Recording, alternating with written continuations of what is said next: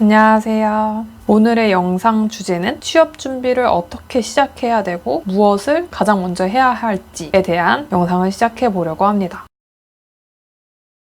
첫 번째, 분야 선택은 자신의 전공 분야 혹은 원하는 분야를 먼저 선택하는 것이 제일 중요하다고 생각이 듭니다. 첫 번째 직장이자 마지막 직장이 될 수 있고 오랫동안 자신에게 주어진 그 일에 대해서 계속 수행해 나가야 되기 때문에 이 부분이 제일 중요하겠죠. 회사에 들어가서도 하고 싶은 일을 하는 것은 쉽지 않지만 대개는 전공을 그대로 선택해서 가거나 정말 축복받은 분들은 자신이 하고 싶은 분야가 정확해서 그 분야로 취업을 준비하게 됩니다. 그래서 자신의 직무 분야를 선택하는 것이 가장 첫 번째로 해야 할 일입니다. 이렇게 자신의 분야를 정했다면 이제 들어갈 수 있는 기업을 선정하는 것입니다. 이 부분이 제일 힘들 거예요. 현재는 취준이 어려워서 딱히 우리에게 선택권이 주어져 있지는 않습니다. 하지만 우리가 크게는 사기업이냐 공기업이냐 이 두 가지의 갈림길을 서서 기업의 진로를 두고 많이 선택을 하고 있습니다. 아직 시간의 여유가 있고 대학을 갓 졸업했거나 대학생 분들은 두 가지 다 준비를 할 수 있겠죠. 하지만 이제 하다 보면 공기업과 사기업에 준비하는 전형이라던가 차이가 있기 때문에 한 가지의 기업 부분을 선정을 해서 몰두하게 되겠죠. 그래서 이제 사기업의 경우를 먼저 들어보면 다양한 해당 분야 직무별로 채용을 하게 됩니다. 그래서 직무 분야별로 전문 분야 기술을 배우고 습득하고 개발하고 관리하는 것이 주요 하는 일이라고 생각하시면 돼요. 또 기업에 따라서 다를 수는 있지만 그래도 아직까지는 관련 직무의 순환 근무라던가 기업 문화 등이 공기업보다는 좀 더 자유롭다고 저는 느껴집니다. 또 요즘에는 복지라던가 오랫동안 일할 수 있는 근무 환경을 만드는 기업들이 많아지고 있고 상황에 따라 다르겠지만 우리가 잘만 한다면 누구나 알만한 그 기업들에서 오래 근무를 할 수 있겠죠. 또 전문 기술로서 현재 혹은 미래 지향성을 갖추고 앞으로의 발전을 위해서 직무 개발을 끊임없이 도전하는 것이 사기업의 특징이라고 생각이 듭니다. 사업을 확장해 간다던가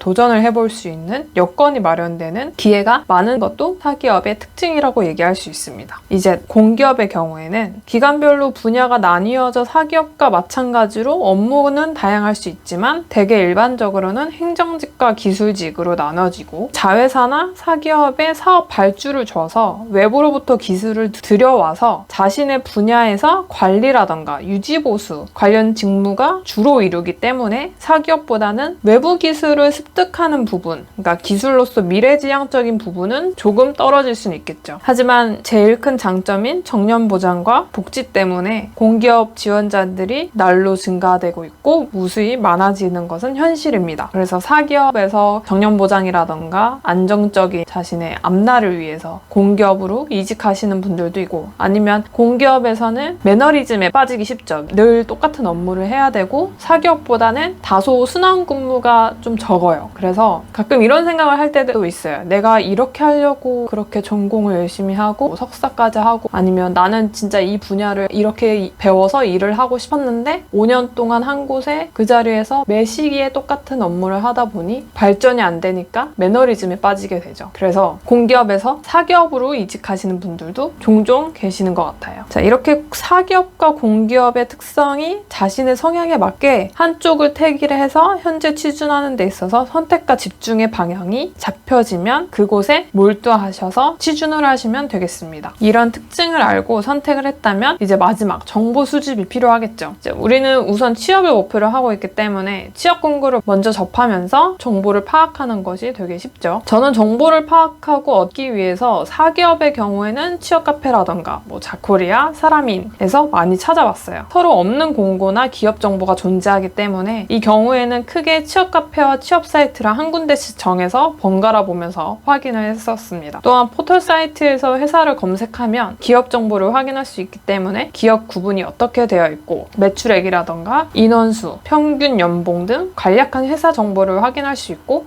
해당 기업 홈페이지나 최근 뉴스에서도 그 기업 정보를 볼 수 있도록 검색해서 찾아봤습니다. 찾아보는 이유는 무엇일까요? 바로 자소서에 대한 항목을 작성하기 위해서도 그렇고 향후 면접을 준비해서도 꼭 그 기업에 대한 정보 수집은 필요한 것이겠죠. 그리고 공기업의 경우는 다른 어떤 사이트보다 요즘 요즘 취업 카페가 너무 잘 활성화되어 있어서 모든 채용 공고를 가장 빠르게 먼저 확인할 수 있다고 저는 생각이 들어요. 그래서 공기업을 준비하면서 우리나라의 뭐 연구소라든가 학교, 재단, 협회, 기관 등 되게 많은 공기업들이 있다는 것도 알게 되었고, 그 안에서 또 계약직, 무기계약직, 인턴직, 특수직, 공무직 등 채용하는 분류가 다양한지도 취업 카페를 통해서 알게 됐었습니다. 그래서 자신의 현재 상황에서 경험과 경력을 쌓고 싶은지 바로 취업이 목적인지도 파악을 하셔가지고 지원하는 범위를 정하셔서 취준을 하시면 되겠습니다. 그리고 공기업은 사기업과 달리 정해진 기간이 있는 것이 아니라 수시 채용이 되게 많죠. 그래서 취업 카페에 해당 공고 게시판에 알람을 설정을 해서 수시로 확인을 하는 것도 중요하다고 생각이 듭니다. 그리고 해당 기업에 대한 정보를 알고 싶을 때는 알리오 혹은 해당 기업의 홈페이지에 경영 공시를 통해서 확인을 할 수 있죠. 공기업은 그 회사의 경영 공시를 홈페이지에 오픈을 해놔야 되기 때문에 들어가서 이 부분은 확인할 수 있습니다. 자, 이제 자신이 지원하는 분야, 기업, 정보 수집까지 했다면 이제 실행만 하면 됩니다. 자, 여기서 사람마다 다르긴 하겠지만 제가 모든 기업의 채용 공고를 먼저 접하는 이유는 단순하게 두 가지입니다. 기업별 채용 분야와 자격 요건을 파악을 해서 제일 먼저 모집 공고를 통해서 현재 내가 가지고 있는 스펙을 비교해 봤을 때 지원 가능한지, 아니라면 무엇을 어떻게 준비해야 하는지, 현재 내가 시간을 얼마나 할애할 수 있는지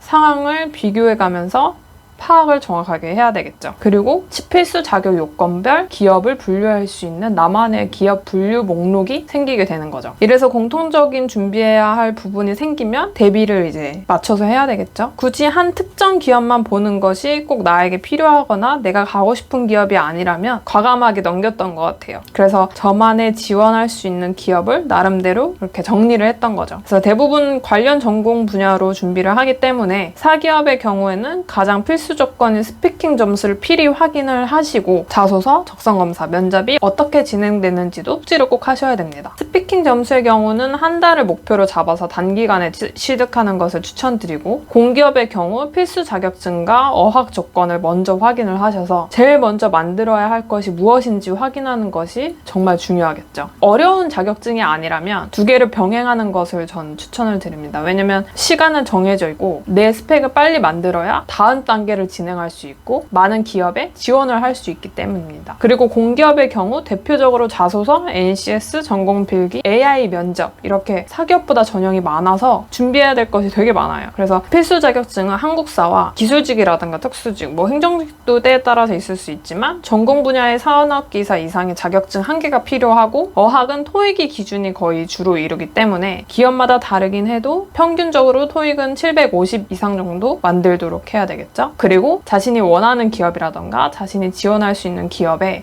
가산점으로 토익 스피킹이라던가 오픽, 스피킹 점수가 들어가게 되면 이 부분도 추가적으로 확인을 해봐야겠죠. 그리고 현재 자신이 대학생인데 현재 본인의 학점이 평점 3점이 안 돼요. 그러면 졸업 유예를 하거나 계절학기, 재수강 이런 것들을 통해서 학점을 올리는 것은 어쩔 수 없는 선택입니다. 하지만 최소 3점 이상, 3.2, 3.3 이상인데 몇 점을 올리기 위해서 졸업 유예를 한다던가 그런 선택은 하지 않으셨으면 좋겠어요. 이제 어느 정도 좀 전에 말했던 자신만의 스펙이 만들어지면 자소서에 정말 공을 들여야 됩니다. 우리의 사소한 일상들을 모두 머릿속에서 끄집어내서 자소서를 작성해야 됩니다. 사기업이든 공기업이든 자소서가 취업하는 데 있어서 첫 단계이고 서류 전형을 통과할 수 있는 핵심이 되기 때문에 자소서와 적성 검사에 꼭 매진을 하셨으면 좋겠어요. 플러스로 뭐 전공 필기도 같이 병행을 하셔야겠죠. 공기업을 준비를 하신다면. 물론 우리가 원하는 기업만 준비해서 들어가는 것이 제일 좋죠. 하지만 현실에서는 잘 되지 않는 게 안타까운 현실이지만 취업을 위해서 수행한 여러 노력들을 통해서 우리의 꿈을 좀 더 발전해 나갈 수 있는 원동력이 된다고 생각하면서 우리의 목표를 위해 열심히 힘냅시다. 취준생 화이팅! 그럼 다음 영상에서 뵙겠습니다. 봐주셔서 감사합니다.